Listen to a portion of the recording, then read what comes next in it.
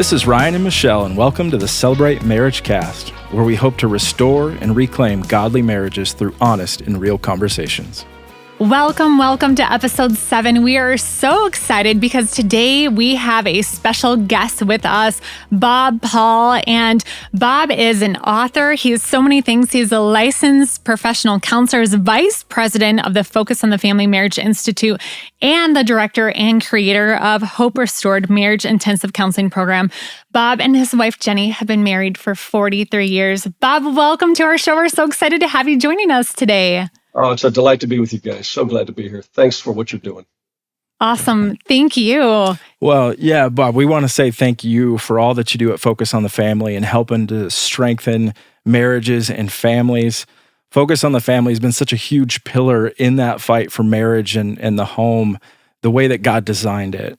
And we're so grateful for you here and everyone at Focus and what you're doing. Now, a lot of people probably know about Focus on the Family, but there's probably some listeners that don't. Could you tell us a little bit more about Focus on the Family and what you guys are wanting to do? And we've been around since the 70s and really been in the space of fighting for families. Family well-being. So Dr. Dobson got us started and, big in the parenting area, but also did a lot with marriages.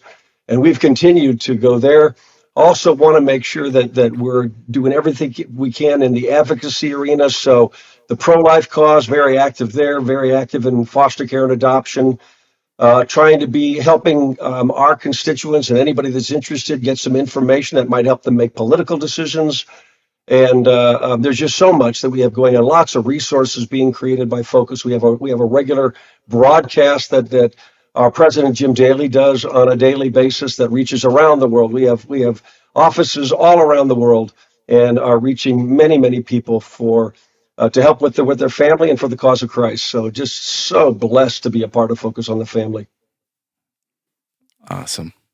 Bob, you co-authored a book with Greg Smalley called The 9 Lies That Will Destroy Your Marriage. 9 Lies That Will Destroy Your Marriage. We'll put a picture up for people watching on YouTube and have a link to that book. But this book, first of all, this is incredible. Ryan and I both have read the entire book. And I found out that through our library, Hoopla has this book too. I don't know if you knew that, Bob, but I liked to listen audibly and then also had the book in front of me. I was flipping through, so I had audio and visual, and it was so good. You co-authored this book, and we would love to unpack this a little bit with you today, if that's okay. Absolutely, yes. Awesome.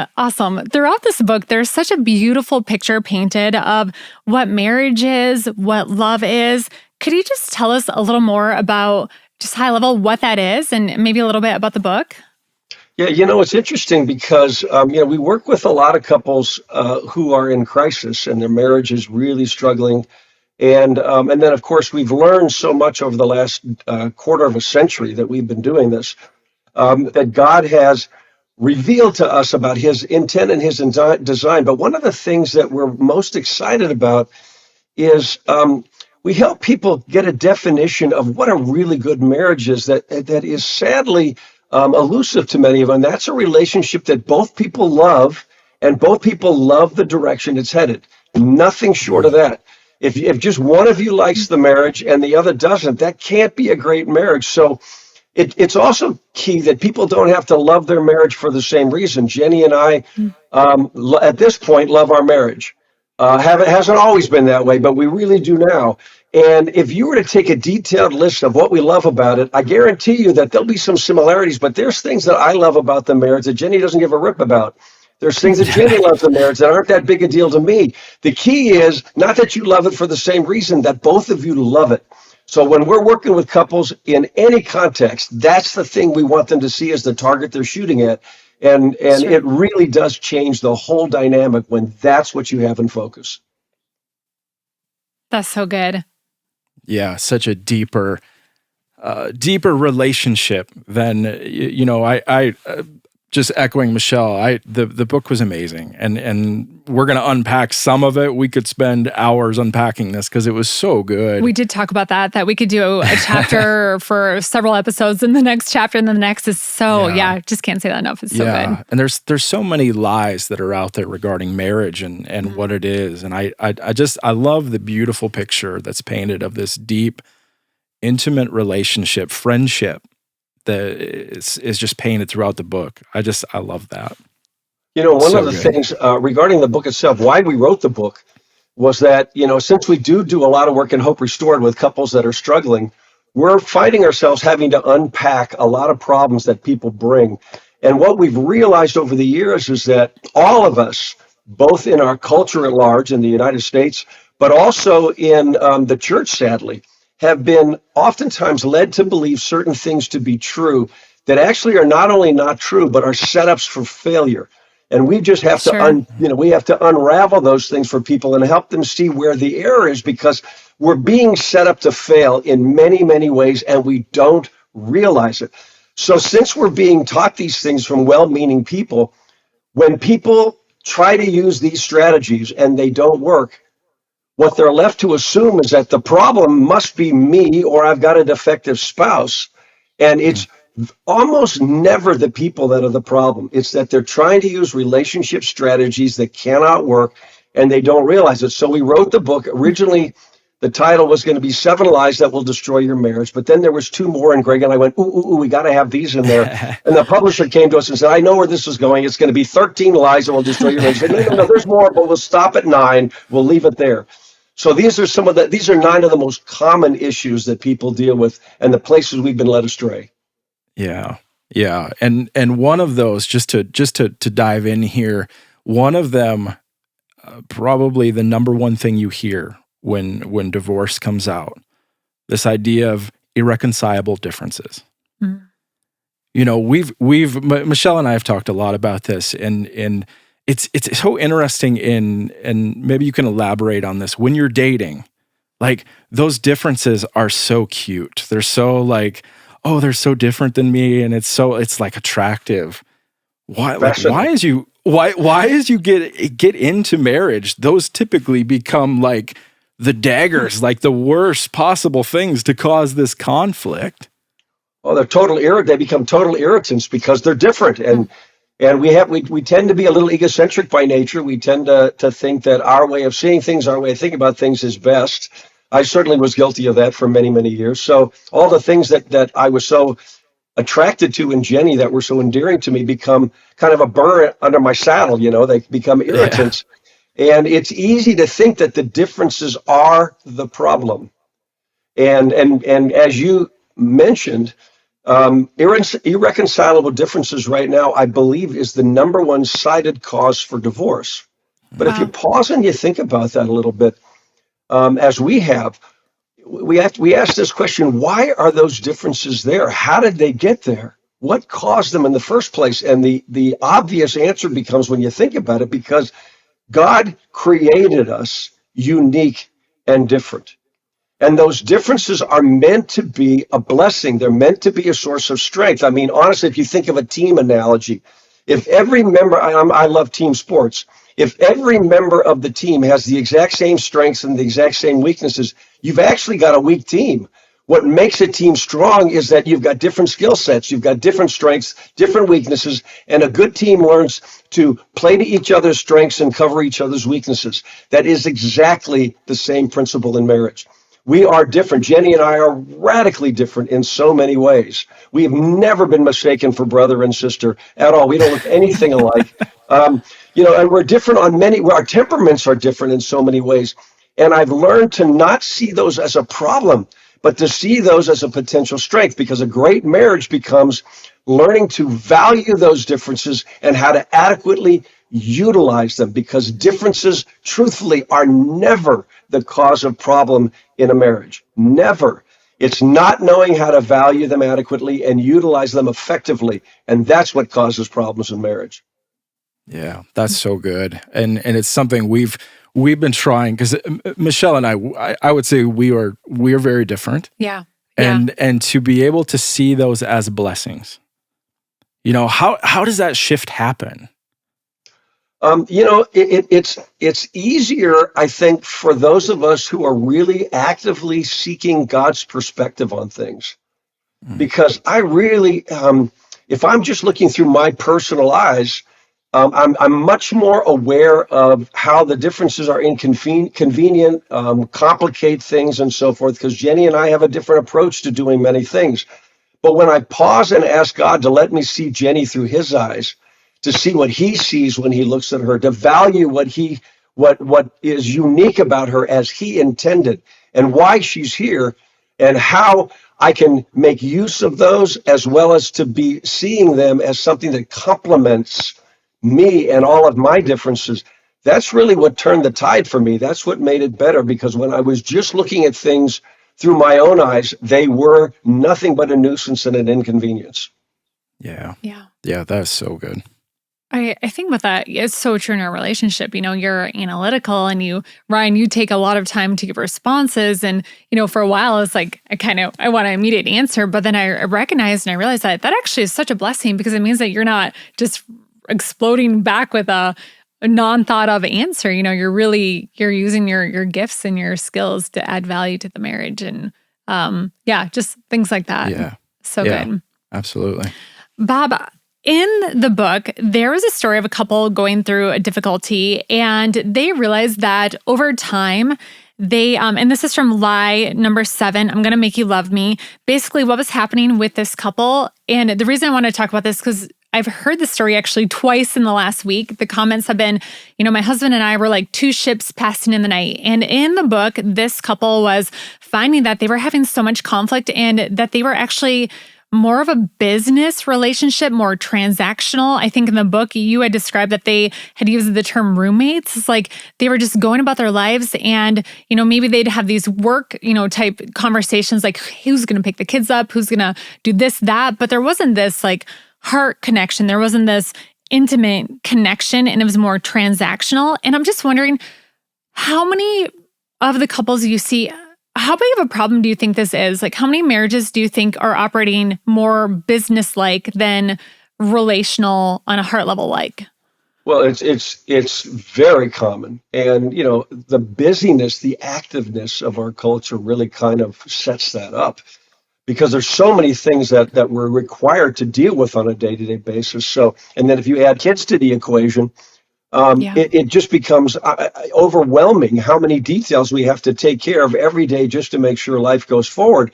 So there is a lot of time that is required for that. But it's interesting, because when the relationship feels like a business partnership and that intimacy is lost, it ultimately will become a problem, because God created us to long for an intimate connection. Every one of us was built with that desire deep down in us. And if we don't know how to foster that, we are going to end up at like ships passing in the night, or just drifting apart. And a lot of times it's not because of conflict. It can be, complicated by conflict. But a lot of times it just from inattentiveness to the kinds of things that make the relationship bond occur. So what many people don't realize is that feelings actually are the substance of an intimate bond, because intimacy at its core is an open heart to open heart connection. And feelings, as created by God, flow out of the heart, metaphorically. That's the way we've learned to talk about it. So if you're not going to talk about how you feel, what you like and what you don't like, what's difficult for you, what you're longing for, what you're wanting, those kinds of things are the things that actually bond us together. Sometimes it can be hardships and heartaches that bond us, because many people mistakenly think that the things that create the deepest bond are the things that we enjoy together, the pleasures and so forth. And as important as those are, and they are important, the things that actually create the deepest bonds is when we go through hardships together and we truly are present and show up for one another, because that's how you know you're married to someone who's not a fair weather friend, that they got your back, and when the chips are down, they show up. Those are key. And if you don't foster that kind of relationship, which takes extra time and intention, you'll just drift apart, and you'll find your hearts being very, very separated from one another. Yeah. that it makes me sad to think of so many relationships operating that way, but that's the reality. So thank you for shedding light on that. Do you have tips, Bob, for the listeners? I know in the book there were a number of just super practical ways, the heart conversations, the ICU example. What would be some practical steps for people if they're listening and think, gosh, that is me. We are two ships passing in the night. All we talk about is the logistics of our marriage, the budget, the kids, this and that. How can they start not only getting closer to one another with those intimate conversations, but closer to God too?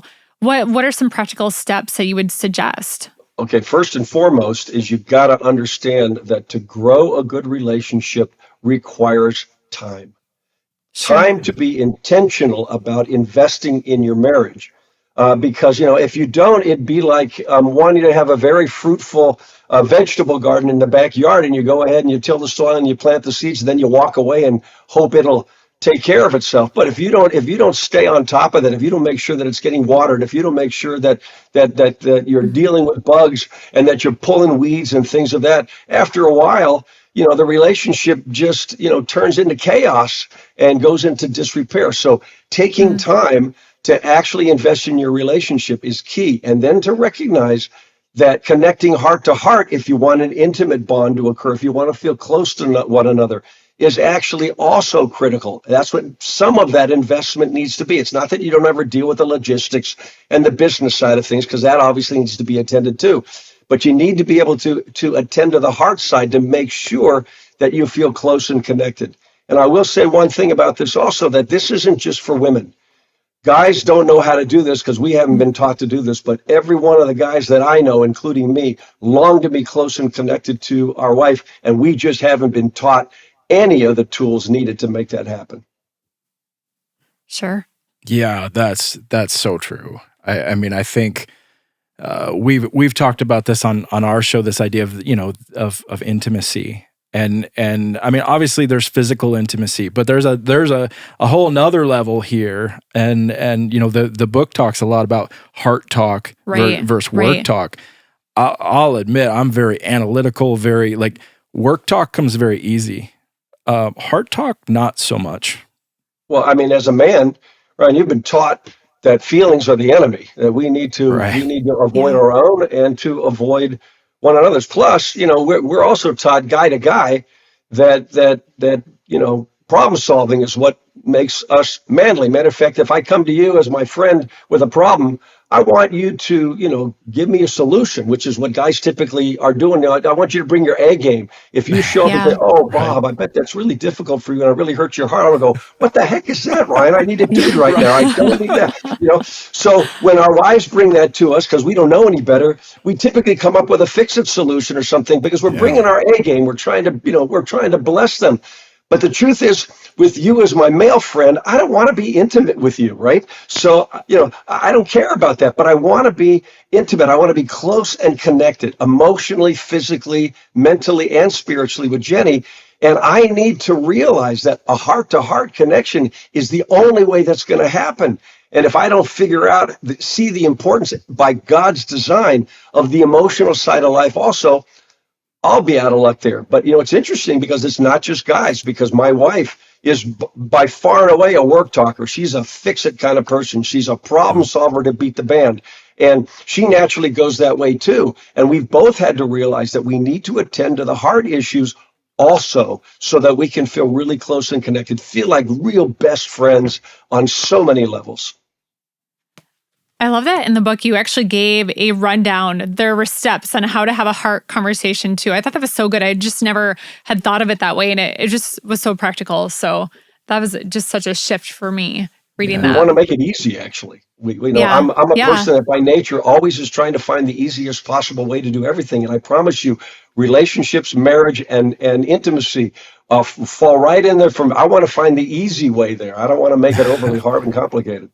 Yeah. And there was talk on safety in there too. And I appreciated that. Just making sure that when you have those heart conversations, that everyone feels safe, and guiding us through that. So that was a big part too. So absolutely. Yeah. And that's all about trying to find the easiest way possible. Most people don't realize that they ought to be creating a safe place for both themselves and their spouse, and not just physically. When we talk to people about feeling safe together, they almost always think we're talking about just physical safety. Yeah, our marriage is safe. I'm not afraid my spouse is going to hit me or there's going to be any physical harm, which of course is critically important to make sure. But we're also talking about mentally safe, that we can share ideas without fear of being ridiculed or judged. Spiritually safe, we can actually share our relationship with God together. And certainly emotionally safe, where we can share feelings without being told our feelings are stupid. And we can actually connect heart to heart. So safety is key, because when people truly feel safe in all of those ways, they naturally relax and they open. And when two people are close to each other with open hearts, intimacy and connection just happens, just like that. No work, no effort. It just happens. That's the easy way, the short course to get where you're looking for. So we make that a big priority. Yeah, that's great. That's a great check-in for the listeners too, to think about, when I have these conversations, am I creating a emotionally, physically, mentally safe environment for those conversations to happen? Maybe they think it is safe, but they're, maybe emotionally it's not been safe. So that's a great check-in. Yeah. We could talk so much longer on this. Yeah, Bob, this has been so good. And again, I would encourage everyone listening, pick up this book. It is so good. It is absolutely so good. There's so much we could unpack here. Bob, just for our listeners, where can they keep up with you and what you're doing and just stay connected? The easiest way, just in general, I mean, if you're in crisis, you want to go to hoperestored.com, because that gives you all the information on where to go if you're in trouble and you need our help. And we've got locations now all around the United States and Canada. We've got 5 locations in the U.S. and 3 locations in Canada. So you can you can find us there. But just in general, to go to the Focus on the Family website and just, click on the marriage tab, there is so much there about all that we're doing, the resources, the events that we have, because we've got enrichment events and retreats and that kind of stuff all around the country and at our locations, which are gorgeous retreat centers. And then articles and videos and so much to help anybody who just wants an infusion of blessing into their relationship. Awesome. That's so good. So as we wrap up here, Bob, we've got 3 questions that we ask all of our guests, just sort of rapid fire. So we'll just run through these here. What is your marriage why? Why is it important to you? I'm clear that marriage by God's design is intended to be the cornerstone of a healthy family, certainly, but also a healthy culture. We have people around the world in some of our offices that are in non-Christian countries where Christians are looked down upon. But the government officials come to our executives in those global offices asking for help because they say the families are struggling and you're focused on the family. Do you have some tips that can help our culture? Because family is so critical and marriage is key to making that happen. So absolutely, I am clear that it is central, and it's why Jenny and I have hung in there until God was able to help us find a blessing and the way that we could get to a place where both of us loved our relationship and where it was headed. That's so good. So good. All right. Best date night. Okay. So today happens to be my 43rd wedding anniversary. Oh my gosh. That's so cool. Congratulations, Bob and Jenny. We've had some really awesome date nights over the years, but I'm counting on tonight being the best ever. All right. We're going to a really great new restaurant in town with a couple that we adore to celebrate. And because we're at a point in our relationship where, we could do the just together, just us alone. But truthfully, we like celebrating with our friends. So we're going to go out and celebrate together. So I'm counting on tonight to be the best date night ever.